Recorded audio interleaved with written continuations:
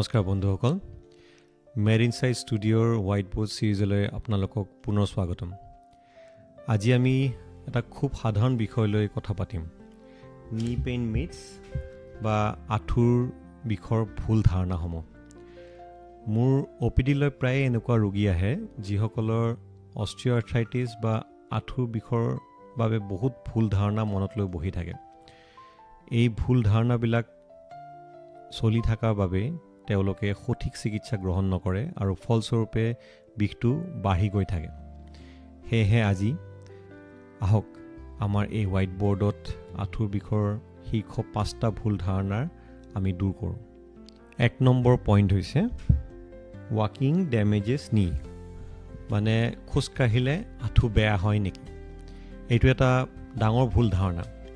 বহুত ৰোগীয়ে ভাবে যে খোজকাঢ়িলে তেওঁলোকৰ গাঁঠি সোনকালে ক্ষয় যায়, কিন্তু আচলতে কথাটো হ'ল মোশ্যন ইজ লোশ্যন, মানে গতিয়েই হ'ল মলম।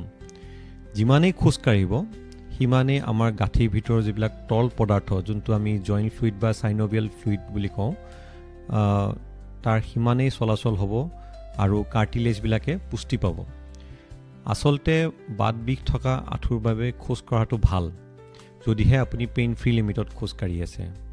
আৰু ছেইম কথা মই ক'ম গ্ৰেড 3 বা গ্ৰেড 4 অস্টিঅ'আৰ্থ্ৰাইটিছৰ বাবেও, যোনটোত আমি সদায় পেচেণ্টক এটা পেইন ফ্ৰী লিমিটৰ ভিতৰতহে খোজকাঢ়িব এলাউ কৰোঁ। আমাৰ ছেকেণ্ড পইণ্ট হৈছে স্কোৱাটছ আৰ বেড, মানে উদ্বহ কৰিলে আপোনাৰ আঁঠু নষ্ট হয়। আকৌ এইটো এটা খুব সাধাৰণ ভুল ধাৰণা।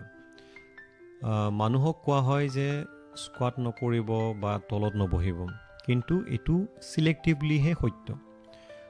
আঁঠুৰ গাঁঠিটোক যোনটো মাংসপেশীয়ে ষ্ট্ৰং ৰখাত সহায় কৰে, তাৰে এটা হৈছে কোৱাড্ৰিচেপছ মাছল, আঁঠুৰ ওপৰৰ মাংসপেশীটো। এইটো এটা খুবেই ষ্ট্ৰং মাংসপেশী আৰু এইটোৰ মানে যোনটো আপোনাৰ পাৱাৰ বিল্ড আপ কৰাৰ কাৰণে স্কোৱাটছ এক্সাৰচাইজ বহুত বেছি ইম্পৰ্টেণ্ট। যদি সঠিক পদ্ধতিৰে কৰা হয় তেন্তে স্কোৱাটৰ দৰে ব্যায়ামে আপোনাক সহায়হে কৰে আঁঠুটো ঠিক ৰখাৰ কাৰণে। স্কোৱাটটোক ভয় নকৰিব। ফিজিঅ'থেৰাপিষ্ট বা ডক্টৰৰ পৰা সঠিক উপায়টো শিকি পিনেহে আপুনি স্কোৱাটছ আৰম্ভ কৰিব। থাৰ্ড পইণ্ট হৈছে চাইক্লিং ইজ ছেফ, মানে চাইকেল চলোৱাটো নিৰাপদ। হয়, এইটো একেবাৰে সত্য। চাইকেল চলোৱাটো হ'ল এটা ল' ইম্পেক্ট কাৰ্ডিঅ' ব্যায়াম। ইয়াৰ ফলত আপোনাৰ আঁঠুত শৰীৰৰ ওজন বা চাপটো নপৰে, গতিকে গাঁঠি লৰচৰ হৈ থাকে আৰু মাংসপেশী শক্তিশালী হয়। আৰ্থ্ৰাইটিছ ৰোগীৰ বাবে ঘৰত চলোৱা চাইকেল, যোনটো আমি ষ্টেচনাৰী চাইকেল বুলি কওঁ, সেইটো খুবেই ভাল। 4th পইণ্ট হৈছে মেডিচিন কিউৰছ আৰ্থ্ৰাইটিছ। চেডলি এইটো এটা ভুল ধাৰণা।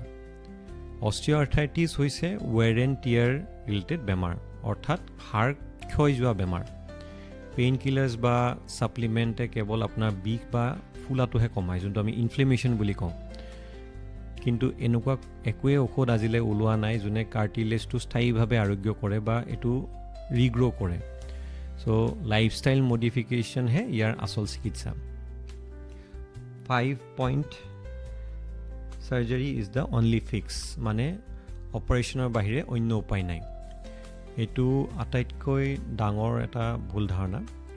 90% আঁঠুৰ বিষ ৰোগীক কোনো চাৰ্জাৰী বা অপাৰেশ্যন দৰকাৰ নপৰে।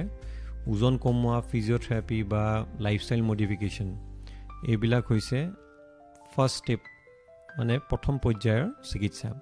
চাৰ্জাৰী বা জইণ্ট ৰিপ্লেচমেণ্ট তেওঁলোককহে লাগে যাৰ ক্ষেত্ৰত এই চিকিৎসাবিলাক কাম নকৰে বা যাৰ বিষ সহ্যৰ বাহিৰ হৈ পৰে।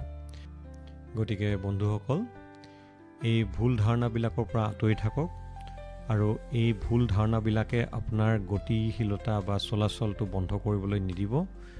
গতিশীলতাই হৈছে জীৱন, মানে মুভমেণ্ট ইজ লাইফ। যদি আপোনাৰ আঁঠু বিষ আছে তেন্তে আপোনাৰ অৰ্থ'পেডিচিয়ান বা ফিজিঅ'থেৰাপিষ্টৰ লগত কথা পাতক। গুগল বা বেলেগৰ পৰা কথা শুনি বিশ্বাস নকৰিব। যদি আপুনি এই হোৱাইট বৰ্ড ভিডিঅ'টোৰ পৰা নিজকে উপকাৰী হোৱা বুলি ভাবিছে তেন্তে অনুগ্ৰহ কৰি লাইক বাটনটো টিপিব আৰু কমেণ্ট কৰিব। আৰু আঁঠুৰ বিষত ভুগি থকা আপোনাৰ পৰিয়ালৰ সদস্য বা আপোনাৰ ফ্ৰেণ্ডছৰ মাজত শ্বেয়াৰ কৰিব। মেড ইনচাইট ষ্টুডিঅ' চেনেলটো ছাবস্ক্ৰাইব কৰিব আৰু সক্ৰিয় থাকক, সুস্থ থাকক। ধন্যবাদ।